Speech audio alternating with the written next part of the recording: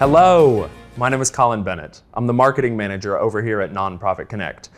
Welcome to this month's episode of the Nonprofit Coffee Break. Each month, we sit down with a different nonprofit professional to chat about leadership, learning, and life over a cup of coffee. Today, we sit down with Brandon Calloway, the Executive Director of Generating Income for Tomorrow, or GIFT. Brandon, thanks so much for being here today. Yeah, thanks for having me, Colin. Of course. So let's just dive right in. Can you tell us a little bit about Generating Income for Tomorrow and what your role is there? Yeah. So like you said, I'm the executive director and co-founder of GIFT. So we're 501c3. We raise money. We give grants to Black-owned businesses who are operating or existing on the east side of Kansas City. So the east side of Troost, where Black poverty is most concentrated. It's the historically redlined area of Kansas City. And the goal is that we identify those businesses that exist or are operating over there. We help them grow through grant funding.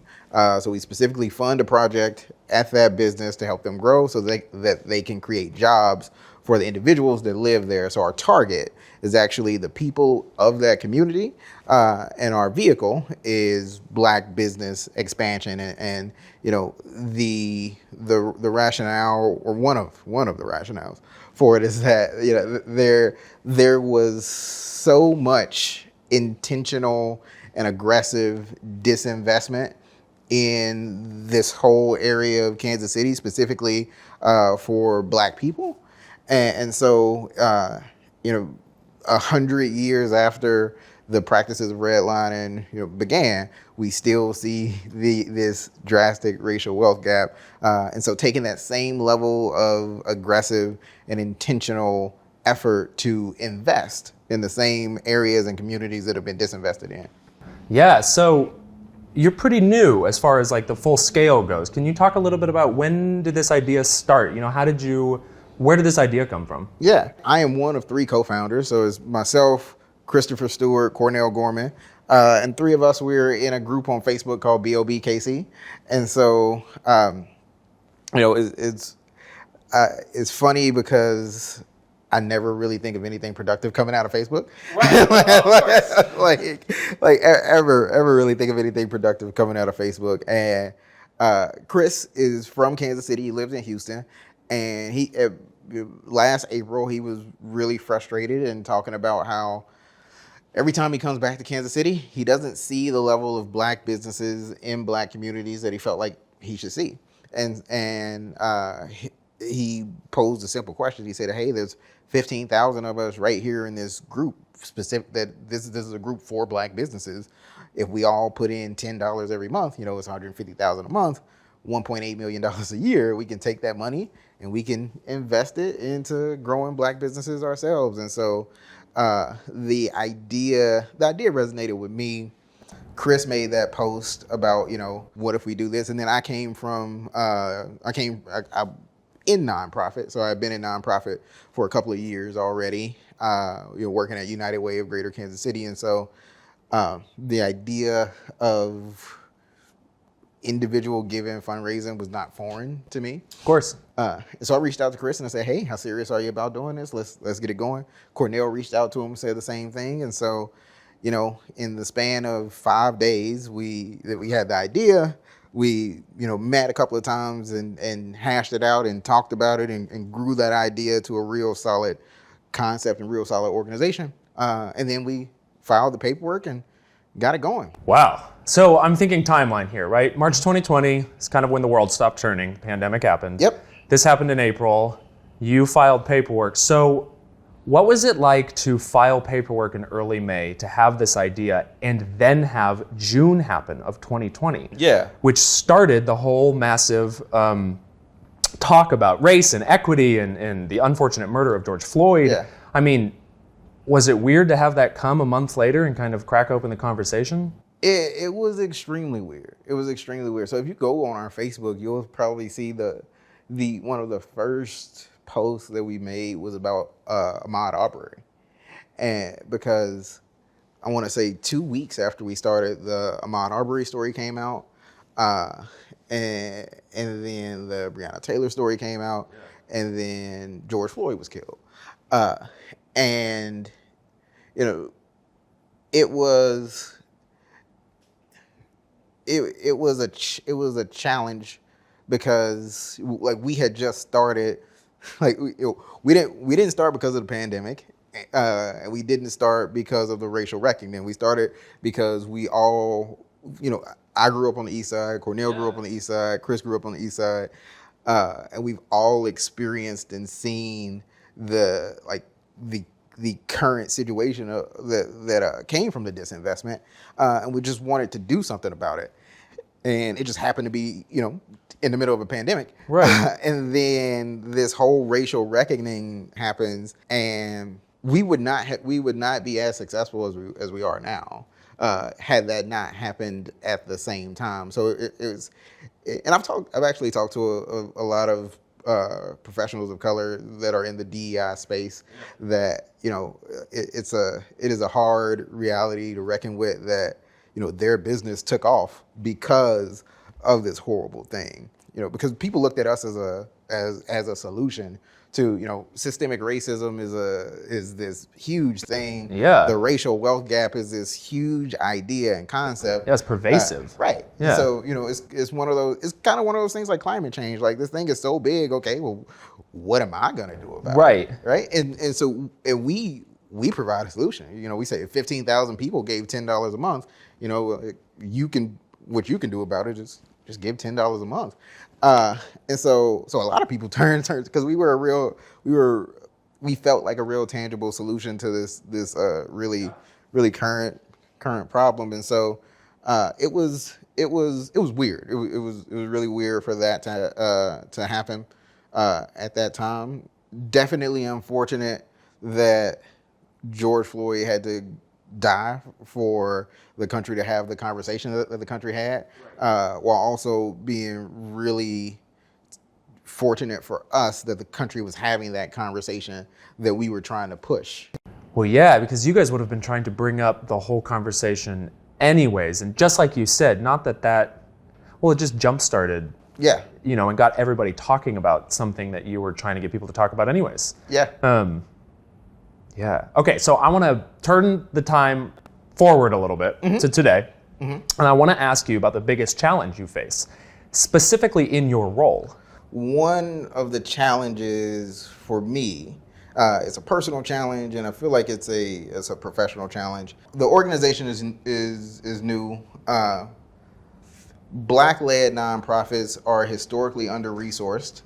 And so I'm a young Black man in the nonprofit space as a CEO, so leading this mid-sized organization. Right. And so I get to be in rooms with people who I never thought I would get to be in rooms with. Yeah. A lot of times I will walk into these rooms and I feel like people see a young Black man in this nonprofit leadership space, and they automatically want to help me. Right. And that's very frustrating. It's very frustrating to often have to prove that I deserve to be, or that I have the competence to do what I'm doing. That's what my current challenge is, that I often feel like I have to prove my existence, and I know it's a thing for if we take color out and gender out. I mean, it's a thing for young people. Yeah. But it feels like an amplified thing, especially because in nonprofit, right? Nonprofit professionals are largely white. Oh yeah. And so being a young Black male in a leadership role in nonprofit, I get a lot of people who are skeptical of my capabilities. Especially because I'm sure it's frustrating, because it's not what we're here to talk about today. Right. You got to bust through this initial 25 minutes of conversation about you and your credibility to then get to the thing of why we're all in the room. Right. Yeah, I'm sure that's frustrating. All right, flip side of the coin. Mm-hmm. On what day have you felt most proud of your work? Yeah, I thought a lot about that question. I'm going to cheat and I'm going to give two answers. we have this. Our program is pretty big. On the surface, it sounds simple, right? We raise money, we give out grants to Black businesses to help them grow. Yeah. And then beyond that, beneath that, we provide business coaching, and we provide a team of marketing professionals. We provide 12 months of accounting services. We Wow. partner them with legal professionals, and so we really want to help this business grow. And our goal is that we find these business owners who are really capable, who are doing who are doing good things, who have the capacity and the knowledge to really grow their business to potentially an empire. And so when you say like the moment I felt happiest or most proud or whatever the question was, there's two businesses. One is Ophelia's Blue Vine. It's an urban farm. They're on 24th and Vine. I mean, it's literally a greenhouse where he grows like parsley and cilantro and all of that. And because of the resources that we gave him $25,000 to put into his business. He was able to hire a couple of employees. He bought some oven that helped him regulate temperature, so he was able to grow more. And one of the great things that happens to us is that we get contacted by a lot of people, and we got contacted by Hy-Vee. And we were able to actually broker a deal between him and Hy-Vee. And so now he started off in 6 Hy-Vees, and we had a phone call the other day. Every 2 weeks, he's going into 3 more Hy-Vees until he gets up to all 20. And the second moment is we recently gave a grant to a Black female-owned landscaping company. And oh wow, yeah, and she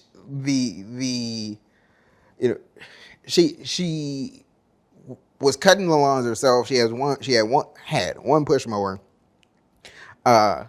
and was able to, with the $10,000 startup grant that we gave her, she was able to buy a riding lawnmower, hire another employee, and double the amount of lawns that she was able to take on, and really begin to like grow and scale her business. And we also got her 10 more lots to cut. And she started her business. She started her business in April of 2021, and we gave her that grant in July of 2021. And so she is the kind of person that had a really solid business that that knew what she was doing. She knows her industry, and she has this drive for success that she would not have gotten that capital from anywhere else. She absolutely would not have gotten that capital from anywhere else. And so those 2 moments are like the embodiment of why we do what we do and what we set out to do when Chris made that Facebook post last April.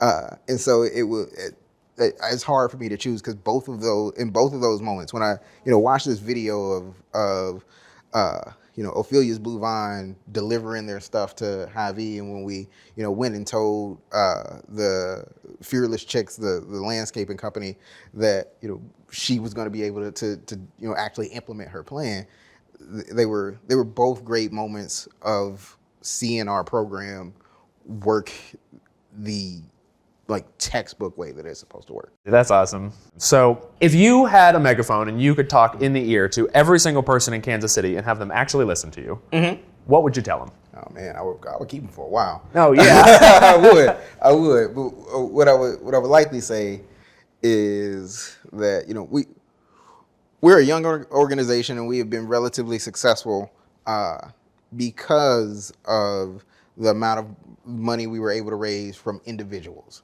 from people. We ended up, our first year, we ended up raising $443,000, and over half of that came from individuals, and the other half came because we were able to show that we had individual support. And so we would not exist without the people of Kansas City. Like our call tagline is, if 15,000 people donated $10 a month, it puts the power in the hand of the people. And so my call to action for everybody would be to go to kansascitygift.org and sign up to become a $10 a month donor, or whatever level you want to donate at, or make a one-time donation, because those individual gifts, the donations that we get just from the people of Kansas City, is really the fuel that allows us to be able to do what we do so quickly, so aggressively, and be as effective as we are. That's awesome. I was about to add, and so effectively, because now you have proof, that the program works. All right, so what is your favorite Nonprofit Connect resource? Yeah, so my favorite Nonprofit Connect resource is VMI, the Volunteer Management Institute. It is, when I was at United Way, I was able to go through VMI 1 and VMI 2, and which was good for me because that's what I did. I did volunteer and donor engagement. But looking at the content in VMI from a fundraising standpoint was very, very helpful. It does a great job of teaching you how to engage with people who care about your mission, how to create engaging moments for them to care about your mission, and that's fundraising.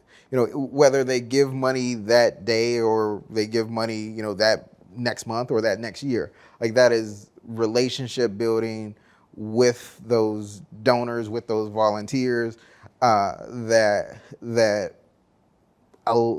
I feel like every nonprofit development professional needs, because in my opinion, your base of your fundraising plan should probably be individual giving, because that is going to be one of the most sustainable things, and will help bring in bigger dollars from foundations and corporations if you can show that self-sustainability. And so I feel like VMI VMI helped me with the way that I do fundraising for Gift. Well, Brandon, thank you so much for being here with us today. I really appreciate you coming out and just sharing your stories with us. And to all of you, thank you so much for joining us for this month's episode of the Nonprofit Coffee Break. We hope you'll join us next time. And remember, we are better together. Cheers.